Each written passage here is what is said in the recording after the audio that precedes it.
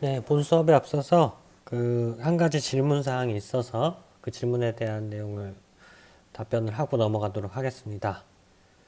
어, 퀴즈 조사하는데 주로 인터넷 검색을 하고 있다고 하는데 강의 내용이나 중요 위성들에서 더 자세히 알고 싶다고 하네요. 그럴 때 추천해 줄 만한 서적이나 인터넷 사이트가 있는지요? 라는 질문을 해 주셨습니다.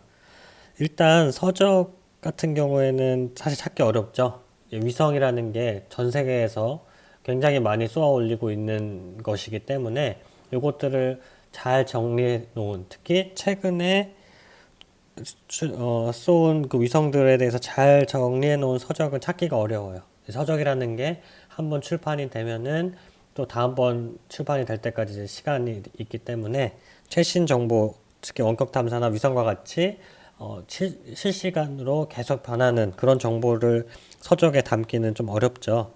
그래서 이제 인터넷 사이트나 인터넷 검색을 주로 해야 되는데, 저도 이런 위성을 찾아볼 때 주로 이용하는 인터넷 사이트가 있진 않아요. 저도 인터넷 검색을 주로 하는데, 아마 여러분들이랑 조금 차이점이 있다고 하면, 저는 이제 구글을 이용을 하고, 구글에서 영어로 검색을 주로 많이 합니다. 위성이라, 뭐 예를 들어 내가 랜셋이라는 위성이 궁금하다. 그러면 뭐 랜셋하고 세틀라이트 뭐 이렇게 검색을 하면 뭐 굉장히 많은 자료들이 나오게 되겠죠. 그래서 여러분들도 이제 대학생이 되었고 더 이제 깊이 있는 특정 분야에 대한 공부를 해야 되잖아요. 그것을 위해서는 조금 영어로 검색을 하는 습관을 들이면 좋을 것 같아요. 영어로 해서 영어 웹페이지를 보고 그거에 대해서 이제 영어 공부도 하는 거죠. 동시에 전공 공부도 하고 영어 공부도 할 수 있는 좋은 기회가 될 것 같아요. 한글로 검색을 해도 뭐 정보가 나올 수는 있지만 아무래도 제한이 많이 있어요. 그래서 영어 검색을 좀 일반화하면 좋을 것 같고요.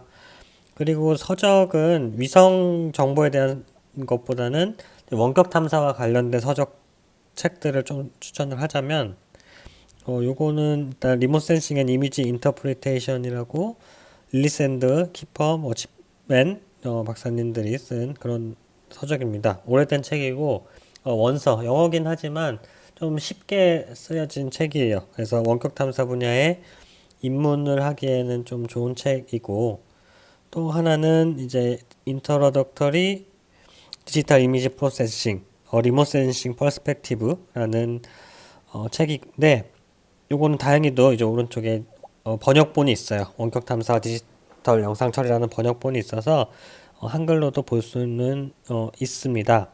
요 책은 제가 이제 2학년 수업 때 본 교재로 활용을 하거든요. 근데 좀 미리 깊이 있는 좀 원격 탐사 관련, 뭐 GNSS 관련 깊이 있는 이해를 미리 하고 싶다 하면은 책을 미리 사두고 공부를 해도 괜찮겠죠. 네, 2020년 4월 7일 위성정보학개론 4주차 1차시 수업을 진행하도록 하겠습니다. 지난 시간 복습을 먼저 해볼게요. 지난 시간에는 그 전자기파와 센서에 대해서 배웠었죠. 저 전자기파에 대해서 먼저 정의를 복습해 보도록 합시다.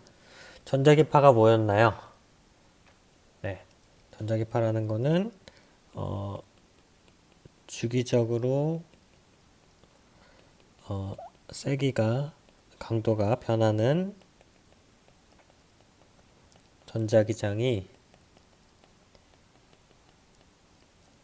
공간 속으로 전파해 나가는 현상이 됐죠.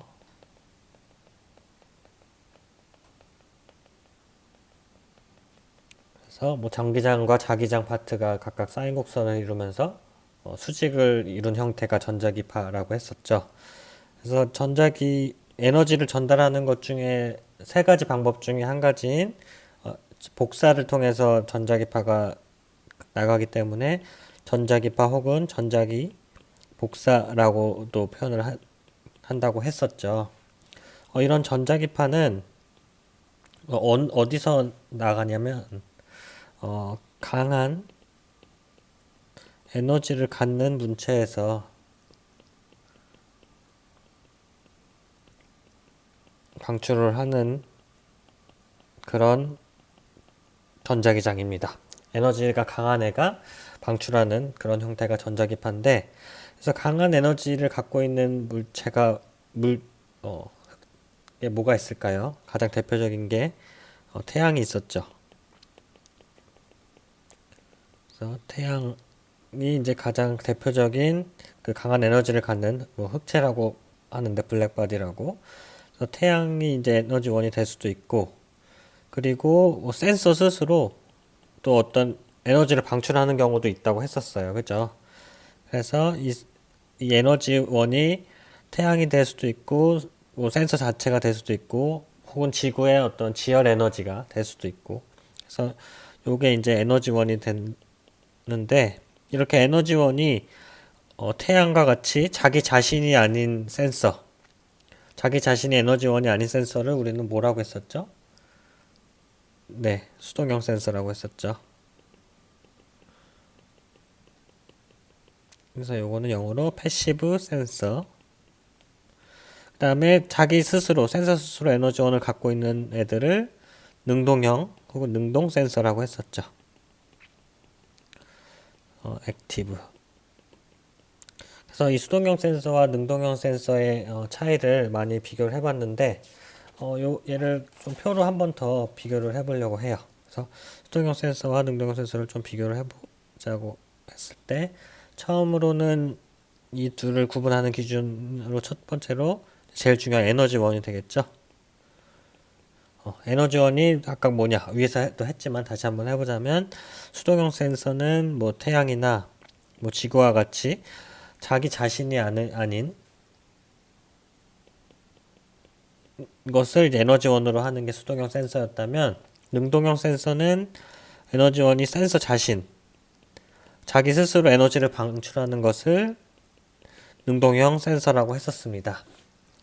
그래서 특성을 비교해 보면 수동형 센서는 어떤 특성이 있다고 했나요? 네, 날씨나 뭐 시간 제약이 어떻다고 그랬죠? 많다고 했죠. 왜냐하면은 본인 스스로 에너지를 방출해서 데이터를 취득하는 게 아니라 외부에서 에너지원을 얻기 때문에 뭐 태양이 떠 있지 않은 저녁 밤이라든지 그 지표면이 구름이나 뭐 비가 많이 와서 관심 있는 대상 지역에 보이지 않으면은 그 데이터를 제대로 취득을 할 수가 없었다고 했었죠. 이게 수동형 센서의 특징이었다면, 능동형 센서는 반대로 날씨라든지 시간에 대한 제약이 아예 없다고는 하기 어렵고 적다고 할 수 있겠죠. 왜냐하면은 본인 스스로 센서 스스로 에너지를 쏴서 돌아오는 시그널을 가지고 영상을 만들거나 그 돌아올 때까지 걸리는 시간을 가지고 데이터를 취득을 하기 때문에 날씨나 시간 제약이 적습니다. 그리고 이 대표적인 수동형 센서와 능동형 센서의 예를 들어보면은, 일단 수동형 센서에는 어떤 것들이 있나요? 네, 우리가 알고 있는 대부분, 우리가 배운 것도 있고 이미 알고 있는 여러 센서들 대부분이 수동형 센서라고 생각하면 됩니다. 예를 들면은 뭐 카메라, 우리 핸드폰에 있는 카메라나 디지털 카메라도 다 수동형 센서가 되겠고요. 그리고 광학 센서, 뭐 초분광 센서 하이퍼라고 했죠. 하이퍼 스펙트럴 센서, 뭐 기상 센서, 해양 위성 센서, 해양 이런 것들이 대부분이 다 수동형 센서라고 보면 된다고 했고, 능동형 센서, 반대로 능동형 센서를 기억하는 게 오히려 쉽다고 생각하면 될 것 같아요. 능동형 센서는 라이다와 레이더 요 두 가지만 생각하면 된다고 했죠. 레이더가 이제 뭐 싸라고 더 얘기를 했었죠. 레이더 중에 이제 해상도가 좋게 만들어진 형태의 센서를 싸라고 하는데, 이러한 그 장파장 영역, 마이크로파 영역을 이용한 센서 레이더와 다음은 라이다. 라이다는 뭐였죠, 약자가? 라이트 딕션 앤 레인징이라고 했었죠. 즉 빛, 그 광학 센서라든지 카메라와 동일한 유사한 파장대의 에너지를 이용하지만 그 에너지를 센서에서 직접 쏴서 돌아올 때까지 걸리는 시간을 이용해서 실제 지표면의 높이 정보를 얻는 기술이 라이다라고 했었죠. 그래서 이렇게 수동형 센서와 능동형 센서까지 구분을 해 보았습니다. 네, 오늘은 해상도와 원격 탐사에 대해서 수업을 진행하도록 하겠습니다. 자, 이제 해상도라는 개념은 여러분 여러 번 소개를 했었죠. 그죠? 네 가지 해상도가 있다고 했고, 그들에 대해서 이제 오늘 드디어 자세히 배우는 시간이 됐습니다. 그리고 비대면 강의는 이제 5월 첫째 주까지 비대면 강의가 연장이 됐고, 여기 중간고사에 대해서 써 있는데, 일단은 중간고사는 대면 강의가 시작되고 나면 볼 생각이에요. 그래서 대면 강의가 시작하면 바로 중간고사를 볼 것도 아니고 길게는 2주, 최소 1주 정도는 대면 강의를 하고 볼 생각입니다. 대면 강의 기간 동안에 시험이 어떻게 나오는지 시험 유형에 대해서도 간단히 언급을 할 거고요. 그리고 비대면 강의에서 배웠던 내용들도 전반적으로 복습을 쭉 해서 기말고사를 보는데 문제가 없도록 할 계획입니다. 너무 걱정하지 마시고 여러분들이 지금 해야 될 일들은 지금 비대면 강의를 하나하나 열심히 들어서 머릿속에 잘 이해를 해 놓는 게 중요하겠죠. 네, 이제 해상도라는 개념을 배울 건데요. 그 개념을 배우기에 앞서서 일반적으로 우리가 알고 있는 원격 탐사 영상, 위성 영상에 대해서 좀 더 살펴보려고 해요. 위성 영상이라고 하면 조금 개념이 어려울 수가 있어서 그냥 여러분들 쉽게 여러분들 핸드폰으로 찍을 수 있는 그런 일반 사진 있잖아요. 디지털 사진. 디지털 사진이라고 생각을 하고 그 이해해도 전혀 무방할 것 같아요. 그래서 여러분들 지금 디지털 카메라 혹은 핸드폰으로 찍은 사진 하나 한번 봐보세요. 이렇게 보면은 이렇게 뭐 직사각형 형태로 되어 있잖아요. 근데 제가 핸드폰으로는 안 되는 걸 이제 확인을 했는데 이 사진을 만약에 컴퓨터로 본다고 가정을 해서 이 컴퓨터 상에서 이렇게 계속 주민 확대를 해보세요. 계속 사진을 확대를 해보면 어떻게 되죠, 결국은? 계속 확대를 하다 보면은 결국은 이렇게 어떤 작은 격자, 네모 모양의 격자 형태로 표현이 되는 것을 알 수가 있고, 요 각각의 격자마다 어떤 특유의 색깔로 표시가 되는 것을 우리가 확인을 할 수가 있죠. 그죠? 여러분들이 예를 들어서 뭐 사람의 머리, 여러분 사진의 머리 부분을 확대를 했다고 하면 이 계속 주민 해서 요 격자에는 뭐 검은색 색깔이 표현이 되는 그런 식으로 구성되어 있는 것이 우리가 갖고 있는 일반 디지털 사진이 되겠죠. 그죠? 그래서 이렇게 하나하나의 작은 격자로 되어 있는데 혹시 여러분 이 격자를 뭐라고 부르는지 아나요? 어, 사진에 조금 관심이 있는 학생들은 이미 알고 있을 것 같아요. 이런 격자를 우리는 화소라고 표현을 합니다. 그죠? 화소라고 하고 영어로는 픽셀 많이 들어봤죠? 픽셀이라고 표현을 합니다. 화소, 픽셀.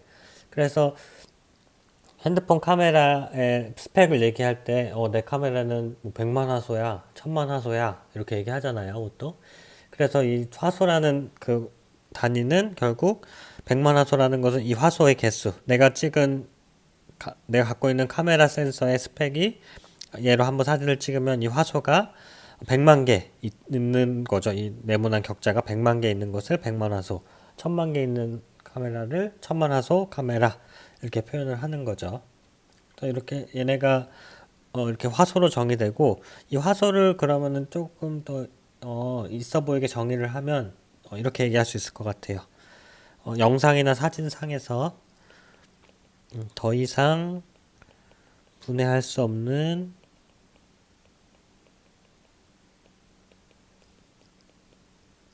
이차원의 최소 단위 그거를 이제 화소라고 정의할 수 있을 것 같아요. 화소의 정의는 더 이상 분해할 수 없는 2차원의 화소 단위, 이러한 격자들이라고 얘기를 했었죠.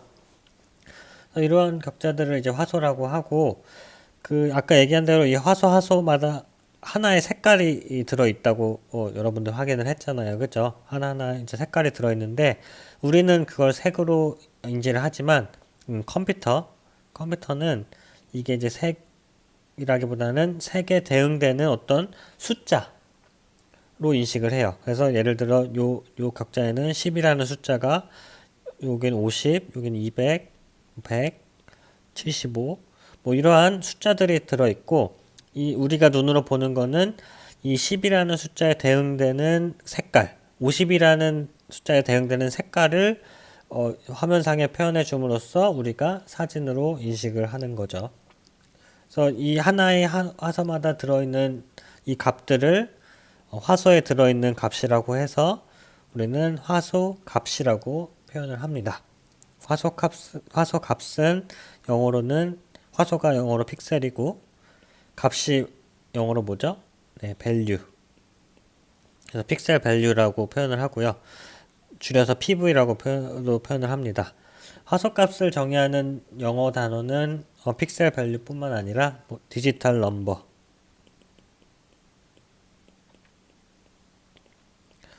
우리말로 굳이 하자면 디지털 숫자가 되겠죠. 그래서 이것도 줄여서 DN이라고 표현하기도 하고, 밝기를 표현해 준다고 해서 밝기값, brightness가 밝기죠. value. 그래서 BV로도 표현을 합니다.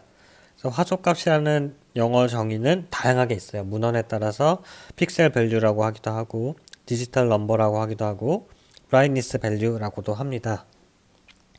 그래서 이렇게 다양한 용어가 있어요. 그럼 이 화소값이라는 거를 정의를 해보면 어떻게 정의할 수 있냐면, 각 화소 갖는 하나의 밝기값, 말 그대로, 그죠? 이 화소 안에는 어떤 숫자가 있고 이것들이 어떤 값이니까 화소가 갖는 하나의 밝기값. 그래서 이 숫자가 크면 클수록 밝고 작으면 작을수록 어두운 게 제 사진의 특성이 되겠습니다. 그래서 이 두 개에 대한 정의, 화소와 화소값이 어떤 건지에 대한 정의를 알고 이제 해상도에 대해서 공부를 하면 좋을 것 같아요. 자, 해상도는 많이 했었죠. 이제 해상도에 대한 영어는 레졸루션이에요. 레졸루션.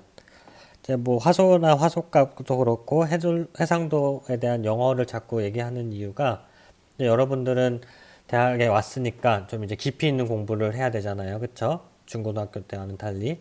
근데 깊이 있는 공부를 하려다 보면 아무래도 이제 국내 문헌이나 국내 어떤 그 인터넷으로만 찾기에는 한계가 있어요. 그래서 여러분들이 외국 원서라든지 외국 웹사이트를 앞으로 검색하거나 찾아볼 일이 많이 있을 거예요. 근데 그럴 때 이러한 어떤 기본적인 원격 탐사와 관련된 영어 용어들을, 단어들을 알아놓으면 조금 더 쉽게 이해를 할 수가 있게 되는 거죠. 그래서 조금 영어라는 게 생소할 수도 있지만 저는 앞으로 계속 중요한 단어들은 이제 영어로 같이 표현을 해줄 생각입니다. 이제 해상도도 중요한 개념이고, 해상도는 레졸루션이라고 표현을 해요.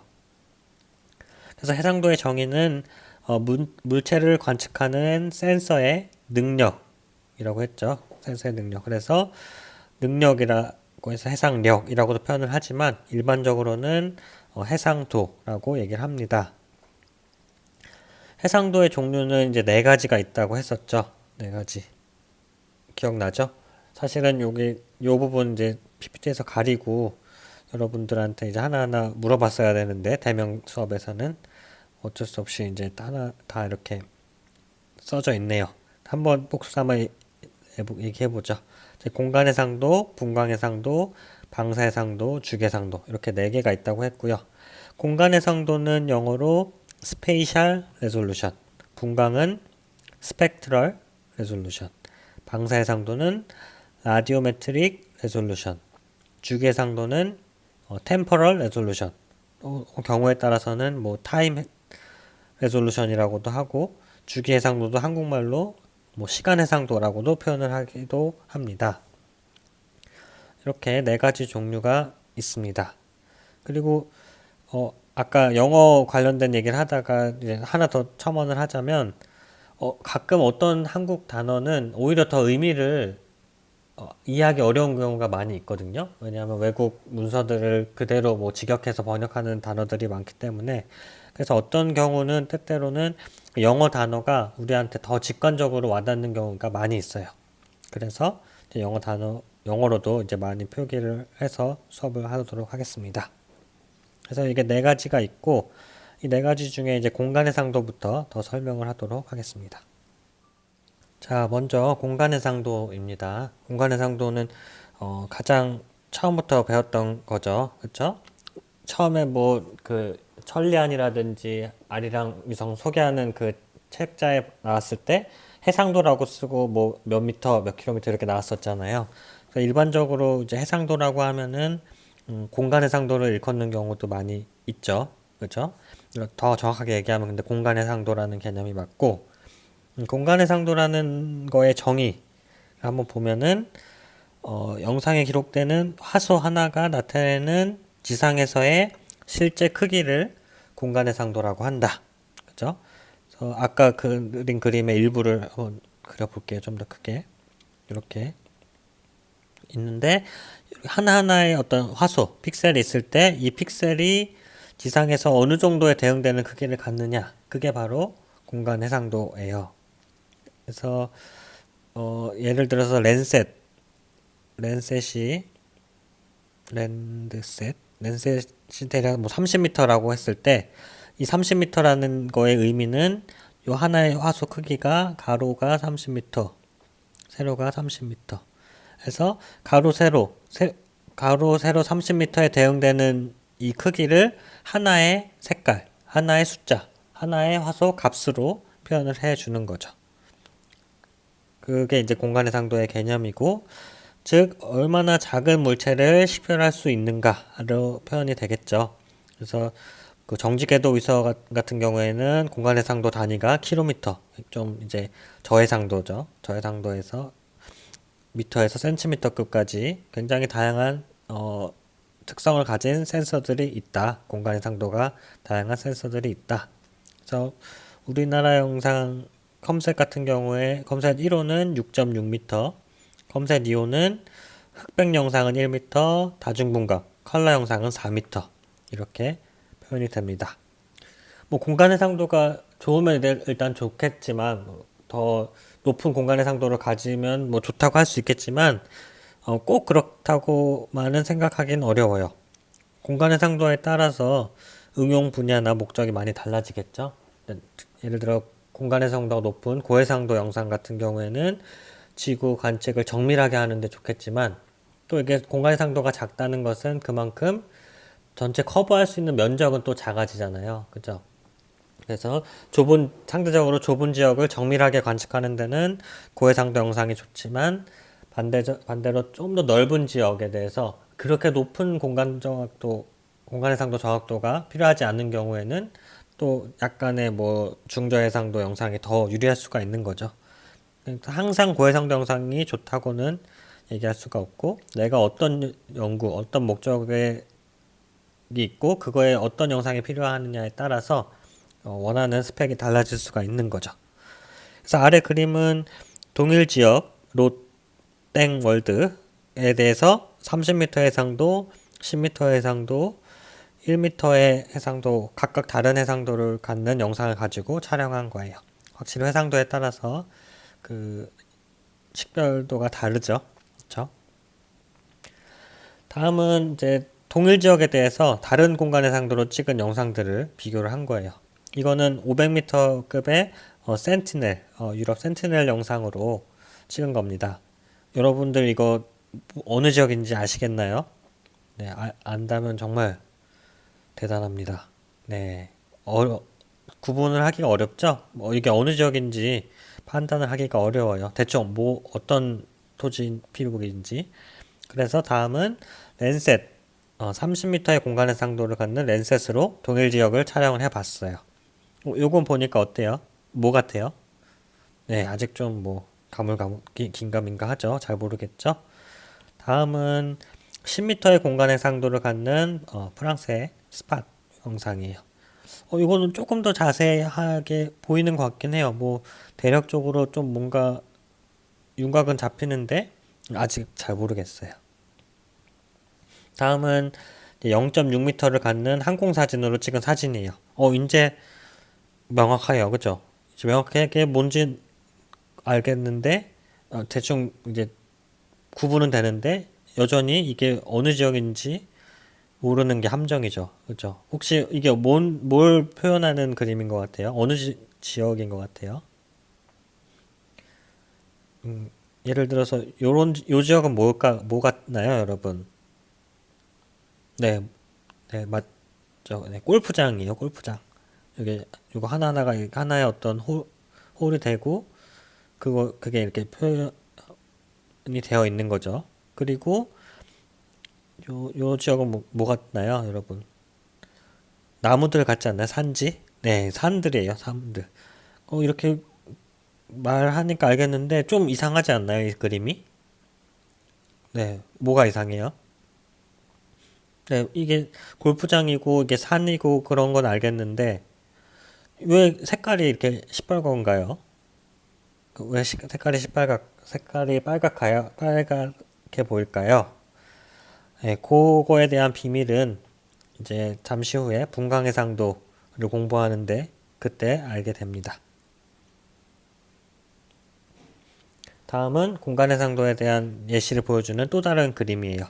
동일 지역을 촬영한 건데 약 0.5m의 공간해상도를 갖는 것부터 해서 80m의 공간해상도를 갖는 영상까지를 비교한 겁니다. 보면은 확실히 공간해상도에 따른 어떤 세부적이 표현되는 게 확 다르다는 걸 알 수가 있겠죠. 80m에서는 뭐 전혀 어느 지역인지 모르겠지만 0.5m의 공간해상도에서는 아주 선명하게 대상 지역이 잘 표현이 됩니다.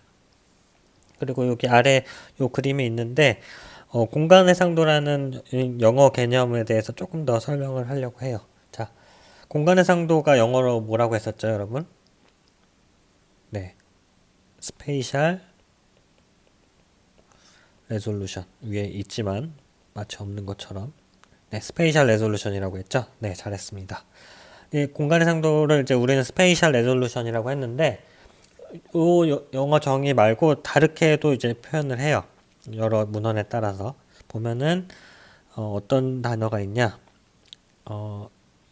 그라운드 샘플 아이고 한 줄에 못 쓰겠네요. 디스턴스 이거는 약자로 GSD라고 합니다. 그라운드 샘플 디스턴스 그리고 또 하나가 있는데 요건 여기 밑에 있어요. 인스탄티너스 필드 오브 뷰 그래서 앞 글자만 따면 뭐죠? IFOV 그래서 약자는 여기 풀네임은 밑에 있으니까 참고하고 IFOV 이것도 일종의 공간 해상도를 칭하는 용어예요. 스페셜 레솔루션 그리고 그라운드 샘플 디스턴스 GSD 그리고 IFOV 셋 다 이제 공간 해상도를 말하는 용어라고 생각을 하면 되는데 조금씩 그 개념이 달라요. 그 세부적인 개념은 지금 1학년 수업에서는 아마 안 다룰 것 같은데 어쨌든 여러분들이 외국 문헌을 봤을 때 스페이셜 레솔루션 그리고 그라운드 샘플 디스턴스 혹은 IFOV 이런 말들이 나오면 얘는 공간 해상도와 관련된 개념을 얘기하는구나. 이 정도만 알고 있어도 충분할 것 같습니다. 네, 다음은 분광해상도입니다. 분광해상도는 영어로 스펙트럴 레솔루션입니다. 스펙트럴 레솔루션.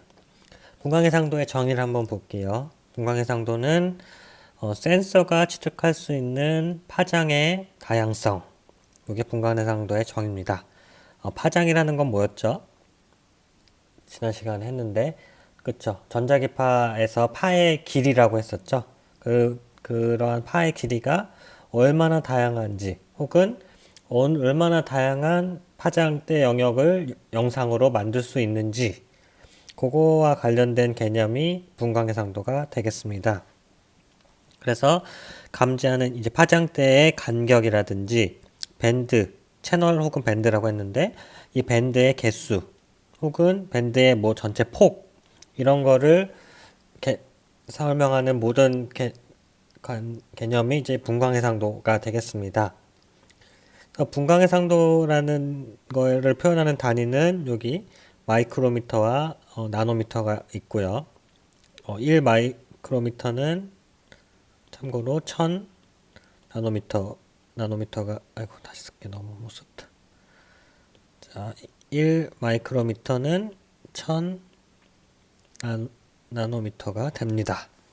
그러고 요게 이제 일반적으로 우리가 표현하는 가시광 영역과 적외선 영역을 이제 마이크로미터나 나노미터로 표현하는 게 충분하지만 사실은 우리는 이미 마이크로파도 배웠었죠. 그래서 그런 애들은 뭐 센티미터라는 단위 혹은 미터라는 단위를 쓰기도 하죠.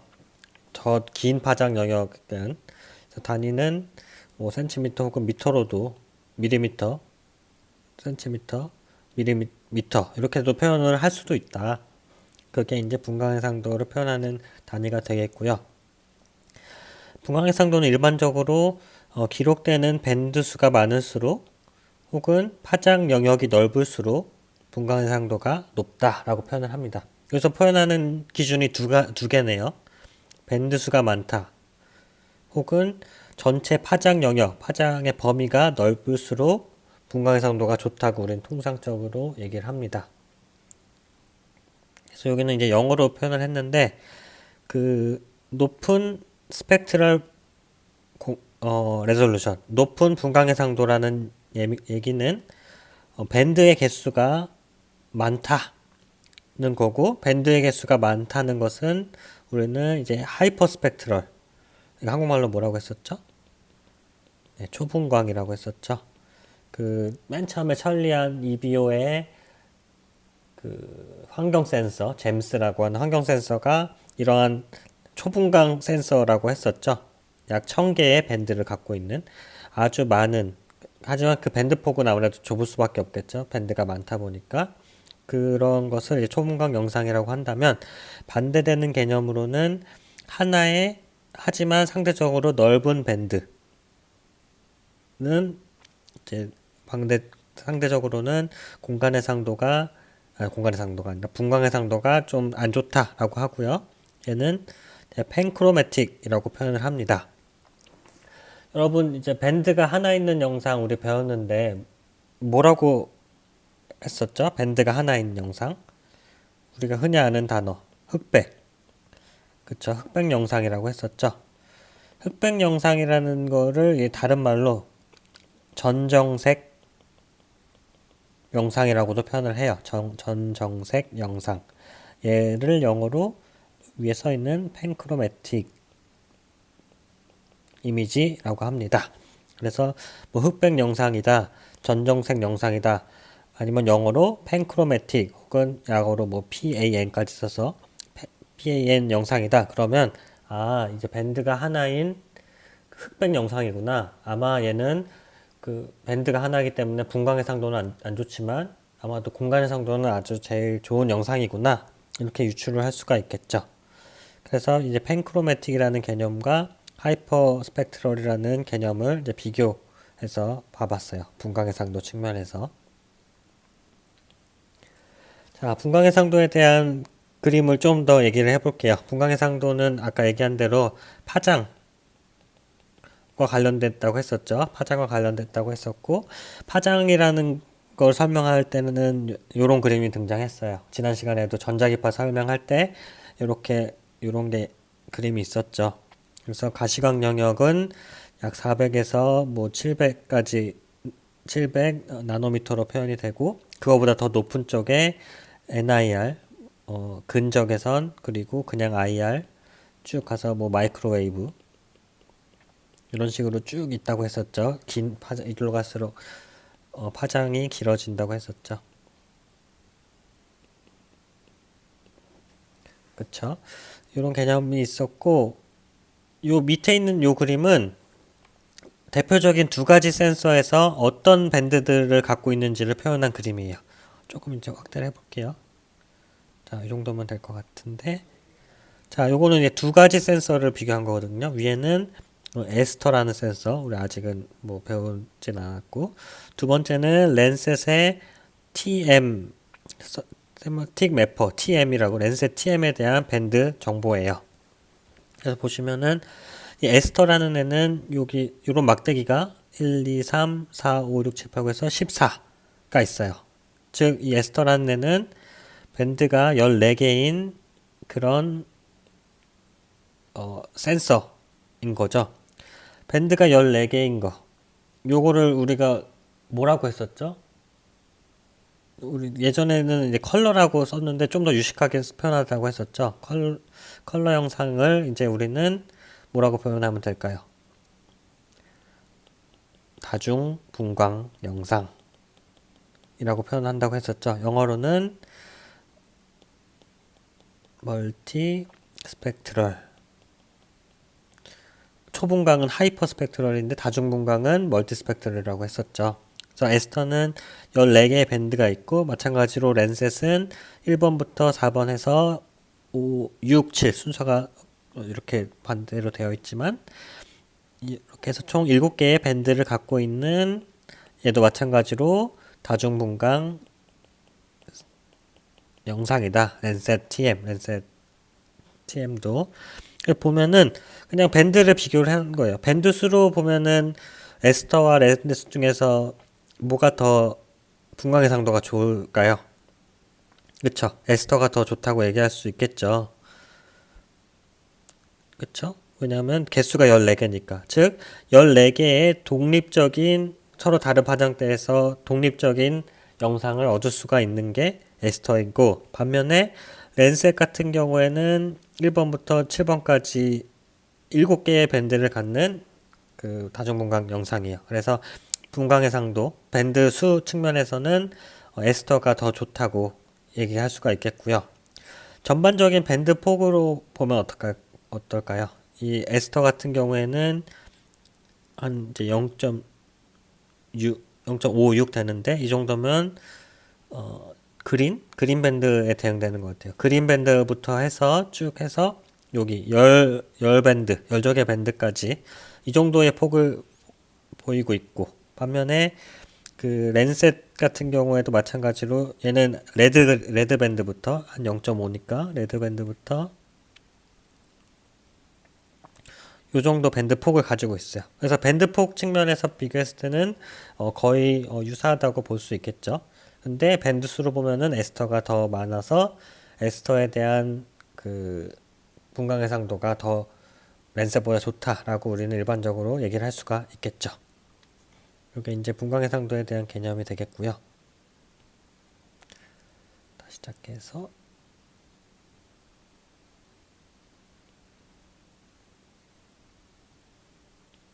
네, 다시 시작하게 됐고요. 분광 해상도를 설명하는 이제 또 다른 그림이에요. 보면은 여기 요걸 예로 들어볼게요. 얘는 이제 하나, 둘, 셋, 네 개에 대한 그 밴드가 있어요. 네 개의 밴드를 갖고 있는 영상을 설명하고 있는데, 블루 파장대, 파란색에 대한 파장대는 약 450에서 500대고, 그린에 대응되는 파장은 500에서 600, 레드는 한 600에서 700, 니얼 인프라레드는 한 750에서 900 나노미터 이렇게 표현이 되는데, 어떤 영상은 이렇게 BGR, NIR, 니얼 인프라레드,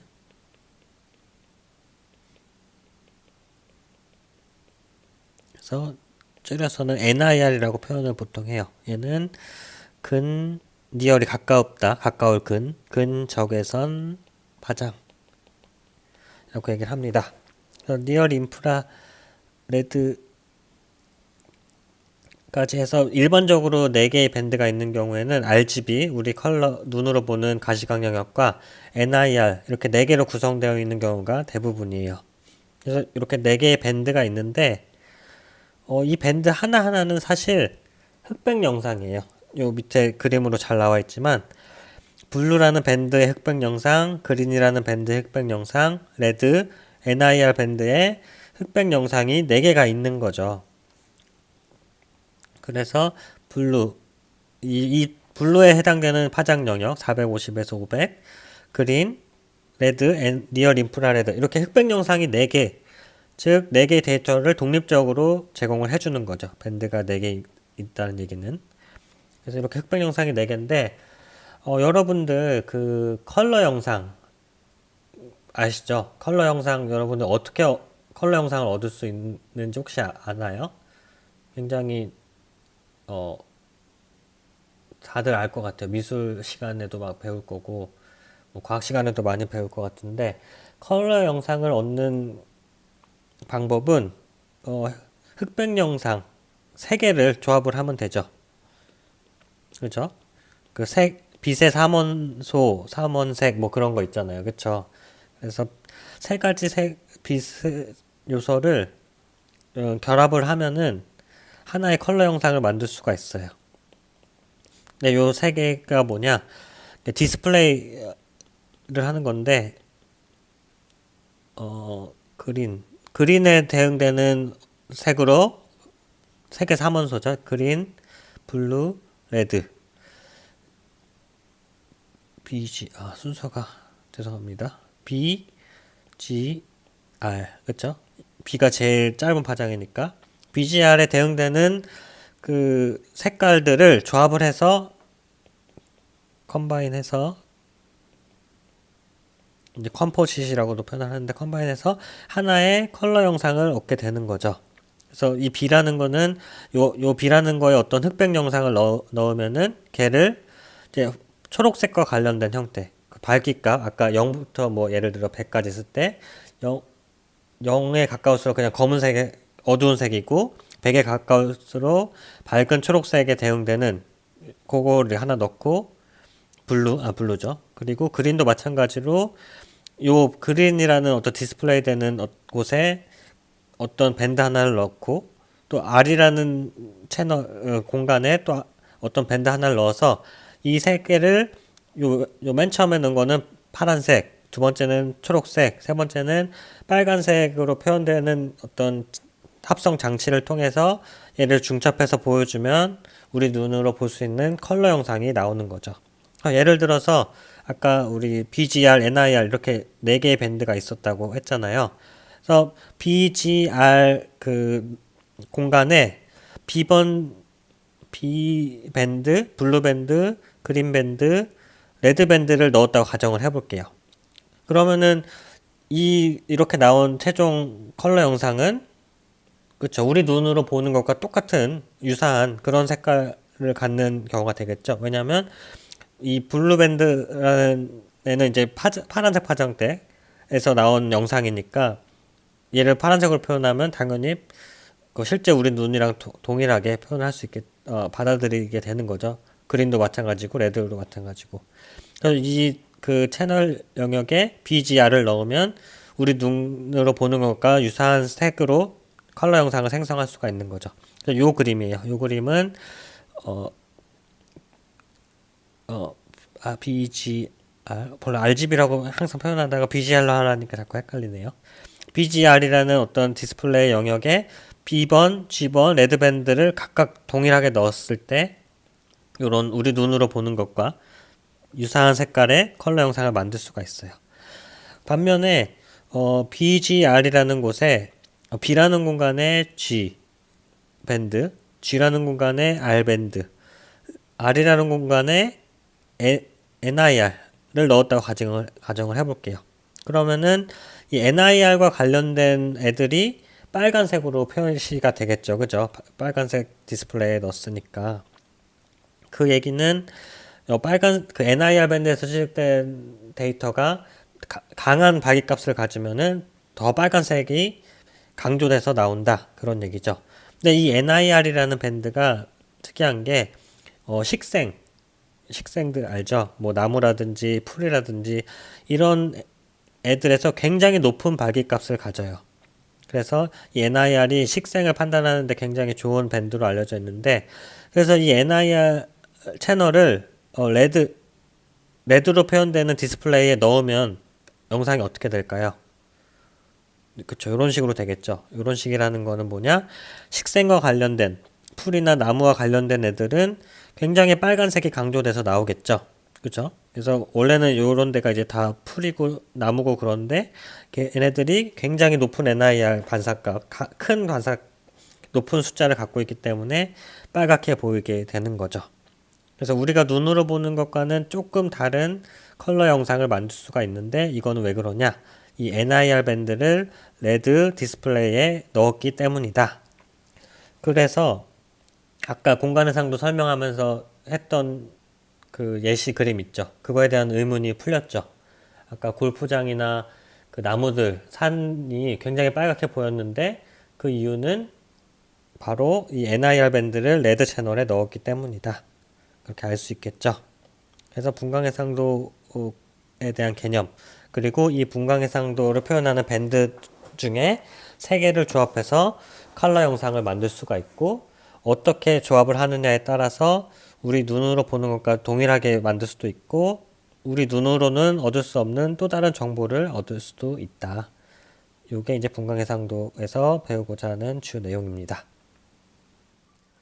네, 사실은 오늘 해상도 4개를 다 끝내려고 했는데, 생각보다 시간이 오래 걸렸어요. 그래서, 공간 해상도와, 그리고 분광 해상도에 대해서만 공부를 하게 됐는데, 어, 다음 시간에 나머지 2개, 뭐였죠? 네, 방사 해상도, 그리고 주기 해상도에 대해서도 금방 수업을 할게요. 이 2개는 뭐 위에 거보다는 더 설명할 게 많진 않을 것 같아요. 그래서 금방 끝낼 수 있을 것 같고, 다음 시간까지 수업을 하게 되면 이제 4가지 해상도에 대해서 모두 다 정확하게 개념을 잡게 되겠죠. 그래서 오늘의 퀴즈입니다. 원래는 요 4가지를 다 배우고 다음 위성에 대해서 이 4가지 해상도를 조사하라는 숙제를 내려고 했어요. 아이코노스와 컴셋 3A 월드뷰 3. 다 들어는 봤을 것 같아요. 아이코노스가 뭐였죠, 여러분? 이 아이코노스는 설명을 했었는데 어떤 거였나요? 네, 그렇죠. 세계 최초의 상업용 고해상도 위성 센서 위성이었죠, 그렇죠? 아이코노스고 컴셋 3A도 마찬가지로 고해상도 센서고요. 월드뷰 3도는 뭘까요? 네, 뭐 비슷한 스펙이니까 여기 같이 숙제를 냈겠죠. 그래서 요 3가지에 대해서 스펙, 특히 이제 해상도에 대해서 집중적으로 조사를 하면 좋을 것 같아요. 근데 일단은 2개밖에 공간해상도랑 분광해상도밖에 배우진 않았지만 그래도 여러분이 같이 방사해상도랑 주기해상도도 같이 한번 찾아보면 좋을 것 같아요. 네. 뭐 주기해상도라는 개념은 잘 알 거고 방사해상도라는 거는 뭐 영어 문헌에서 뭐 라디오메트릭 레솔루션 이렇게 표현이 되어 있는 게 많이 있을 거고 단위가 아마 비트 몇 비트 뭐 이런 식으로 되어 있을 거예요. 그래서 이런 정보도 찾으면은 같이 좀 입력을 해주면 좋을 것 같아요. 각각에 대해서 4가지 해상도를 찾으면 좋을 것 같고 이제는 아마 이제 국내 문헌으로 국내 검색만 한국어로 검색하다 보면 뭐 이 중에서 원하는 정보를 이거 2개는 뭐 얻을 수 있겠지만 주기해상도도 뭐 경우에 따라서는 얻을 수 없는 정보도 있을 것 같아요. 그래서 좀 영어 검색도 습관화해서 해보는 것도 좋을 것 같아요. 구글에서 영어로 위성 이름이랑 뭐 해상도 이렇게 검색을 하다 보면 쭉 찾을 수 있거든요. 어렵지 않게. 그래서 이제 영어랑도 좀 친숙해지는 기회가 되면 좋을 것 같아요. 그래서 요 3가지에 대해서 해상도를 조사해서 간단하게 작성을 해주면 되고요. 그 과제는 4월 8일 오후 11시 59분까지 업로드를 해주면 됩니다. 네, 그럼 오늘도 수고 많으셨습니다.